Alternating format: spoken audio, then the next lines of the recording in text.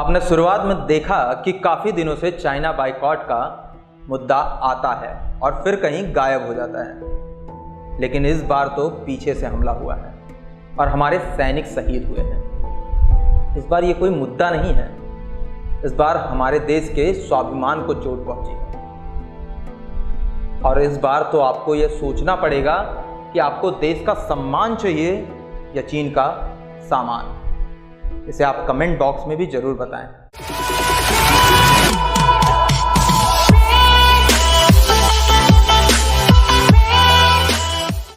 जय हिंद, नमस्कार साथियों, हमारा नाम है शिवेंद्र द्विवेदी और आप देख रहे हैं सीडीएम इंडिया का खास कार्यक्रम सुकून मिलेगा। तो चलिए हम देखते हैं कि चीन किस तरीके से गंदी राजनीति के साथ ये सारे खेल खेल रहा है। और इसके लिए सबसे पहले हमें समझना होगा ट्रेड सिस्टम को, कि कोई कंट्री किसी दूसरी कंट्री में ट्रेड क्यों करती है। इंटरनेशनल ट्रेड का जो सिस्टम है वो बहुत ही पुराना है, उतना पुराना जितना कि मानव का इतिहास। शुरुआत में हम कमोडिटीज़ में ट्रेड करते थे, यानी कि वस्तु विनिमय करते थे, किसी वस्तु को देकर दूसरे वस्तु को खरीदते थे। फिर जैसे जैसे चीज़ें बदलती गईं, ट्रेड का तरीका भी बदलता गया। इंटरनेशनल ट्रेड करने की ज़रूरत क्यों पड़ती है, पहले इसको जानते हैं कि कोई भी देश ट्रेड क्यों करता है या ट्रेड होता क्यों है। किसी भी ट्रेड के पीछे मेनली 3 मेजर रीज़न होते हैं, जिसमें से सबसे पहला रीज़न है क्लाइमेट यानी कि जलवायु, जो हर जगह हर कंट्री की अलग अलग होती है, जिसकी वजह से हर जगह हर तरीके की वस्तुओं का उत्पादन नहीं हो पाता।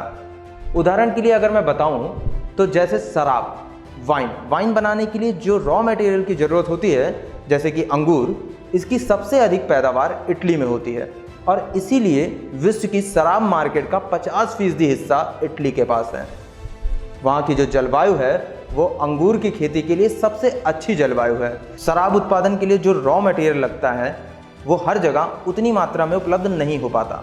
भारत जैसे देशों में हर तरीके की जलवायु है लगभग, तो यहाँ हर चीज़ का उत्पादन संभव है। पर विश्व में कई ऐसे देश हैं जहाँ जलवायु में बहुत वेरिएशन देखने को नहीं मिलता। अगर कहीं ठंडी है तो परमानेंट ठंडी ही रहती है और अगर कहीं गर्मी है तो परमानेंट गर्मी ही रहती है।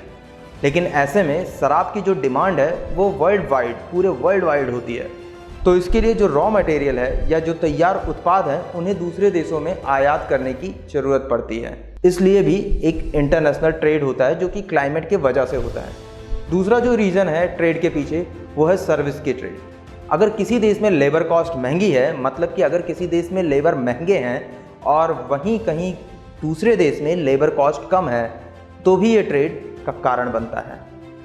इससे प्रोडक्ट की जो लागत होती है वो कम हो जाती है और उत्पादन भी अधिक हो पाता है। इसका बेस्ट एग्जाम्पल है हमारे यहाँ की IT कंपनियाँ। अमेरिका की बहुत सारी कंपनियाँ हमारे यहाँ की कंपनियों से काम करवाती हैं। क्यों? क्योंकि उन्हें यहाँ सस्ती स्किल्ड लेबर मिल जाती है। वहीं अगर वो ये काम अपने यहाँ ही करवाएं तो उन्हें बहुत ही महंगा पड़ता है, क्योंकि वहाँ पर लेबर जो कॉस्ट आती है वो बहुत ही ज़्यादा आती है। तीसरा जो कारण होता है ट्रेड के पीछे वो ये है कि कोई सामान किसी कंट्री में अवेलेबल तो है पर उसकी क्वालिटी अच्छी नहीं है, उसकी क्वालिटी उतनी बेहतर नहीं है, मगर दूसरी किसी कंट्री में वही सामान अच्छी क्वालिटी में भी उपलब्ध है और अच्छी क्वांटिटी में भी उपलब्ध है। तो इस वजह से भी 2 देश आपस में ट्रेड करते हैं। इसका सटीक उदाहरण है जापान। आप जानते होंगे जापान एक ऐसा देश है जो ज्वालामुखी चट्टानों पर बना है, तो वहाँ आपको लौह अयस्क या लोहे की खदानें ज़्यादा देखने को नहीं मिलेंगी। जापान भारत जैसे देशों से बहुत ही सस्ती दरों पर लौह अयस्क इंपोर्ट करता है और उसे रिफाइन करके bullet train, metro train, mega steel project में हमें और दुनिया को बहुत ही महंगी दरों पर बेचता है। तो ये भी एक तरह का ट्रेड है। अब इसमें भी भारत जैसे देशों का बहुत सा नुकसान होता है, पर चलिए इस पे हम कभी फिर चर्चा कर लेंगे। तो भैया अब आपको पिक्चर क्लियर हो गई होगी कि कोई ट्रेड क्यों होता है, ट्रेड के क्या फ़ायदे हैं या किसी भी देश को ट्रेड करने की क्या ज़रूरत पड़ती है। तो आपको ये भी समझ में आ रहा होगा कि ट्रेड करना तो गलत नहीं है या ट्रेड करना तो कोई गलत बात नहीं है। दुनिया में अगर ट्रेड होगा तो सबका फ़ायदा होगा, देश की GDP बढ़ेगी, उत्पादन बढ़ता है, नौकरियां बढ़ती हैं, फैक्ट्रियों की संख्या बढ़ती है, पैसा आता है, खुशियां आती हैं और भी बहुत कुछ होता है। तो समस्या क्या है? समस्या वहाँ आती है जब कोई देश सिर्फ और सिर्फ अपने ही फायदे के लिए ट्रेड करने लगता है। और ये जो चीन है वो इसी टाइप का देश है। दुनिया जाए भाड़ में, हम तो कमाएंगे। और मेन बात तो ये है कि ये केवल भारत के साथ ही ऐसा नहीं करता, जिस जिस देश में ये ट्रेड करता है वहीं ये घालमेल करना शुरू कर देता है। इसी ट्रेड को बेहतर ढंग से चलाने के लिए व इसकी देखरेख करने के लिए 1995 में एक संस्थान बनाई गई, World Trade Organization WTO। WTO नाम इसका बाद में पड़ा, इससे पहले इसका नाम GATT था, जिसे बाद में बदलकर विश्व व्यापार संगठन कर दिया गया। भारत इसका शुरुआत से ही मेंबर था, जिसमें 11 दिसंबर 2001 को चाइना भी शामिल हुआ। इसको लेकर अब तक कुल इसमें 164 देश शामिल हैं। चीन को WTO में शामिल होने के लिए काफ़ी मशक्क़त करनी पड़ी थी। इसने अपने साझेदारों खासकर अमेरिका और यूरोपीय संघ को काफ़ी आश्वासन दिया था कि वो अपने यहाँ बाज़ारों को पूरे विश्व के लिए खोलने का भरसक प्रयास करेगा। लेकिन ये तो चाइना है, और जैसे चाइना का माल होता है वैसे ही चाइना के आश्वासन भी होते हैं। चले तो चांद तक, वरना ये शाम तक। चांद तक तो जाते मैंने कभी नहीं देखा, शाम तक के काफ़ी उदाहरण आप लोग ने देखे होंगे। तो चाइना ने नाम के लिए मार्केट तो खोल रखी है, मगर करना सब उसे अपने हिसाब से है। WTO की स्थापना जिस उद्देश्य से की गई थी उसमें कई उद्देश्य शामिल थे, जैसे कि कोई भी देश अपने व्यापारी भागीदार देशों के बीच भेदभाव नहीं करेगा, वैश्विक व्यापार को बढ़ावा दिया जाएगा, किसी दूसरे देश से आई वस्तुओं या सेवाओं पर अधिक सीमा शुल्क नहीं लगाए जाएंगे, अपने देश के बाजारों को खोल कर रखा जाएगा, एंटी डंपिंग शुल्क नहीं लगाए जाएंगे, आयात जैसी चीज़ों को देश में प्रतिबंधित नहीं किया जाएगा, पर्यावरण से जुड़े मामलों पर भी ध्यान दिया जाएगा, और भी बहुत सारी चीज़ें थी इसमें। मगर चाइना लगभग सभी चीज़ों में कोई ना कोई बहाना बनाकर टाल मटोल करता आया है। WTO के जो उद्देश्य थे, जिस वजह से उसकी स्थापना की गई थी कि बड़े बड़े देश व्यापार में अधिक फ़ायदा ना कमाते रहें, वे देश भी व्यापार में फ़ायदा कमा सकें या पा सकें जिनके पास बहुत अधिक मात्रा में नेचुरल रिसोर्स नहीं है, या बहुत ज़्यादा अधिक मात्रा में पैसा नहीं है, या बहुत ज़्यादा अधिक मात्रा में स्किल नहीं है। ऐसे देशों को ज़्यादातर इंपोर्ट ही करना पड़ेगा। ऐसे देश आयात किए गए सामानों पर टैक्स या टैरिफ लगाकर अपने देश को फ़ायदा पहुंचा सकते हैं, और उन्हीं पैसों से अपने देश में और भी कई इकाइयां या मैन्युफैक्चरिंग कंपनियां लगा सकते हैं और देश के उत्पादन को बढ़ा सकते हैं। WTO में इसीलिए 3 कैटेगरी बांट दी गई, विकसित देश, अविकसित देश और विकासशील देश, जिसमें भारत और चाइना शामिल है। वो विकासशील देश की श्रेणी है, जिसमें अपने अपने कैटेगरी के हिसाब से अलग अलग रिस्ट्रिक्शन होती है कि कौन किस टाइप के देश के साथ कितने % तक का टैक्स या टैरिफ लगा सकता है। इसी सब वजह से बहुत सारी कंट्रीज़ को WTO से फ़ायदा मिलता है। भारत को भी WTO से बहुत सारा फ़ायदा पहुंचा, मगर चीन ने पिछले 20 सालों में अपने ट्रेड और टैरिफ की नीतियों के कारण WTO से कुछ एक्स्ट्रा ही फ़ायदा कमा लिया। जहां तय हुआ था कि हम सब विश्व में साथ साथ चलेंगे, कदम से कदम मिलाकर चलेंगे, मगर हम अगर एक कदम चलते हैं तो चाइना चलता है 30 कदम। दुनिया अगर एक कदम चलेगी तो चाइना उससे आगे 30 कदम चलता है। यहाँ चीन का मतलब उसकी डिक्टेटरशिप वाली सरकार की नीतियों से है, उसकी डिक्टेटरशिप वाली सरकार से है, चीन की जनता से नहीं। जनता तो वहाँ बंधुआ मजदूर है। अब यहाँ देखने वाली बात है तो है इनकी चालाकी। भाई साहब, आप किसी भी देश में चले जाइए, चाहे वह कितना भी छोटा हो या बड़ा हो, लोग कम हो या ज़्यादा हो, कम से कम 70% मेड इन चाइना सामान आपको उस देश में ज़रूर मिल जाएगा।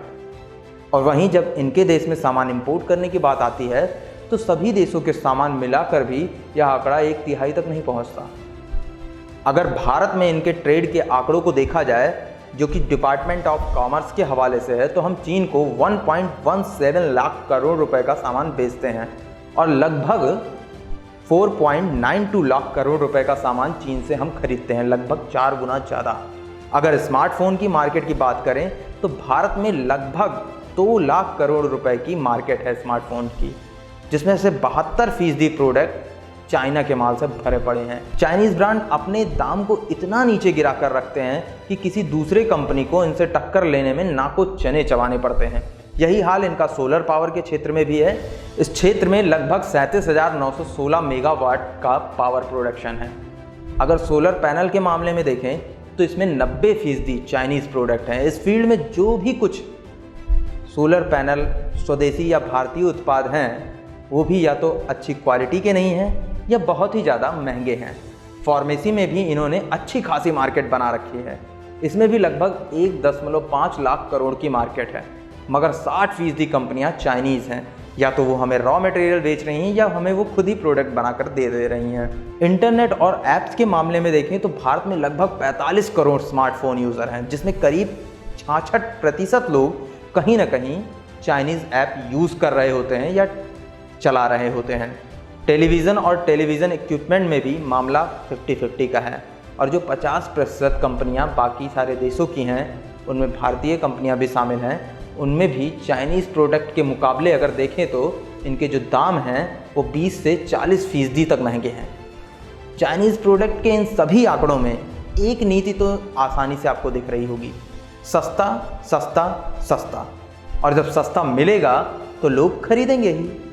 अब सोचने वाली बात यह है कि ये इतना सस्ता बनाते कैसे हैं? तो इसके पीछे कई कारण हैं। पहला जो कारण है वो ये है कि ये एक नंबर के निहायती चोर होते हैं। किसी भी देश की टेक्नोलॉजी, डाटा, डिज़ाइन, ये सब चुराने में इन्हें महारत हासिल है, जिसकी वजह से इन्हें खुद की रिसर्च नहीं करनी पड़ती। इनका समय और पैसा दोनों ही बच जाता है। किसी एक प्रोडक्ट की रिसर्च में किसी देश को या किसी व्यक्ति को लगभग 10 साल लग जाते हैं और उसमें अत्यधिक पैसा भी लग जाता है।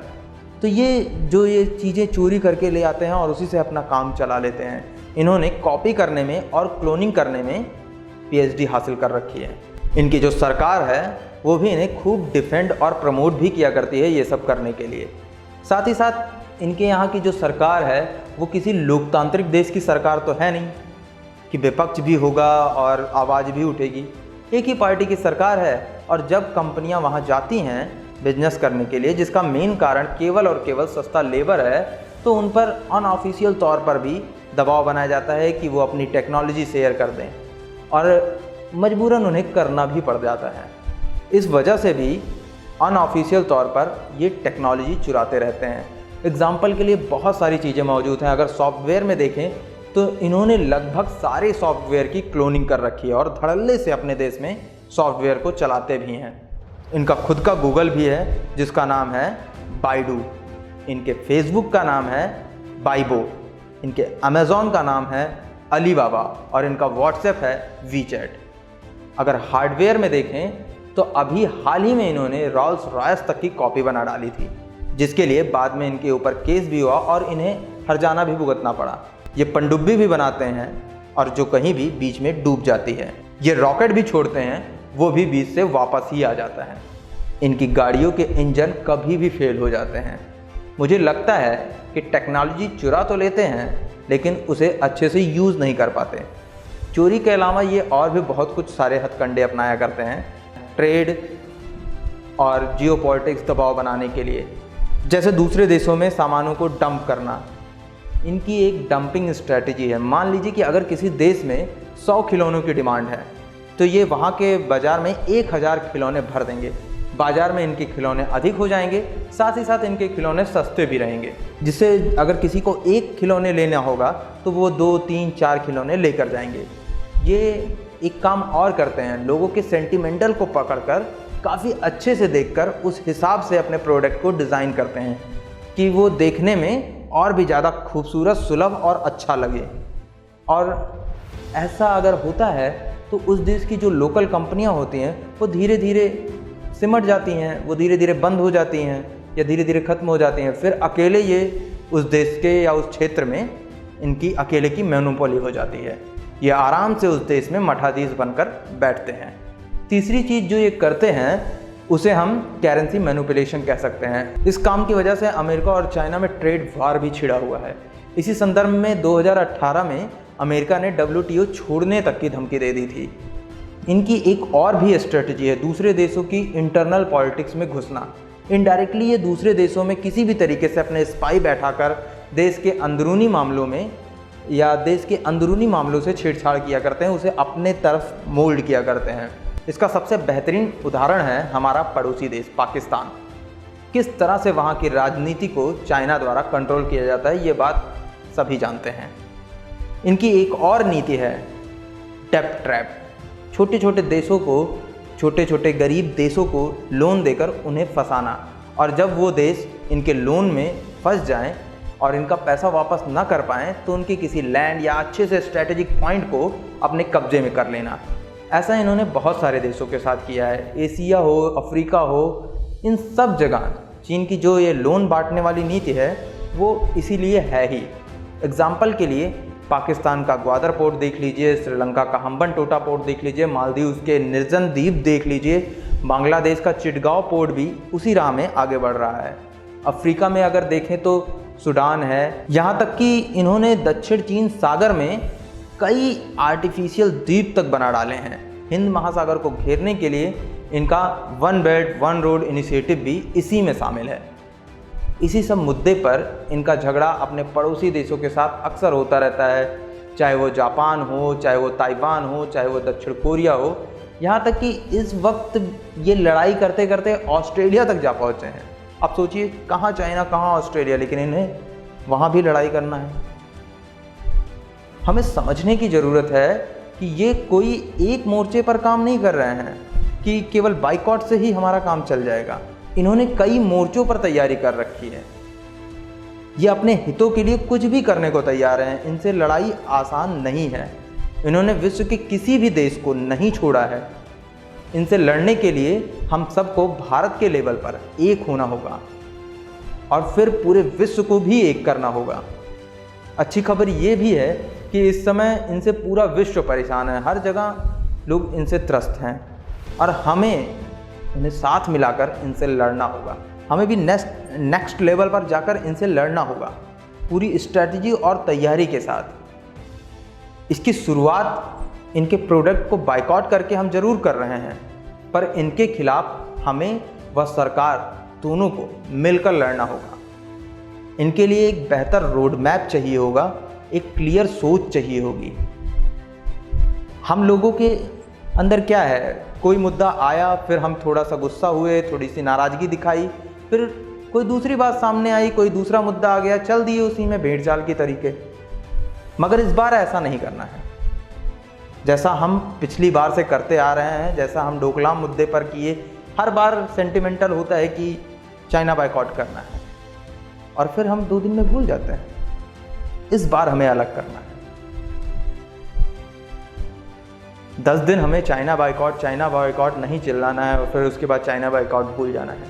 ये एक लंबी लड़ाई है जिसकी शुरुआत हो चुकी है। आप अगर इसे समझिए तो आप इसे कोल्ड वॉर 2.0 भी कह सकते हैं।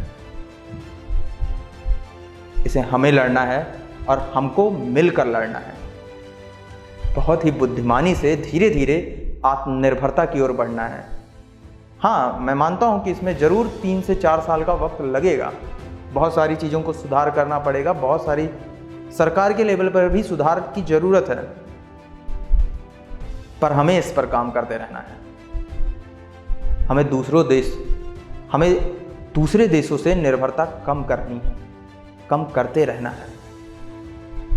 हमें सरकारों से मांग करते रहना है कि हमारे देश में उद्योगों को बढ़ावा मिलता रहे, देश के अंदर ईज ऑफ डूइंग बिजनेस और आसान और बेहतर होता रहे। इन सब चीज़ों पर हमारा क्या प्लान होना चाहिए, इसके लिए हमारी क्या रणनीति हो, इसके लिए हमारी क्या रणनीति होनी चाहिए, मैं आपसे इस पर अगले वीडियो में चर्चा जरूर करूंगा। आप सब लेकिन इसी तरीके से भारत के सम्मान व स्वाभिमान के लिए तत्पर रहें, यही उम्मीद करूंगा। तब तक के लिए मैं आपसे विदा लेता हूं। अगर वीडियो पसंद आया हो तो हर एक भारतीय तक शेयर करिएगा। अपना ख्याल रखिएगा, तनाव से दूर रहिएगा, अच्छा सोचिएगा, अच्छा करिएगा। और अगर चैनल पर नए हैं तो चैनल को सब्सक्राइब करना ना भूलें, बेल आइकन को भी प्रेस कर दीजिएगा, जिससे कि आने वाली सभी वीडियोस की नोटिफिकेशन आप सभी को मिल सके। तब तक के लिए मैं चलता हूँ। जय हिंद, जय भारत।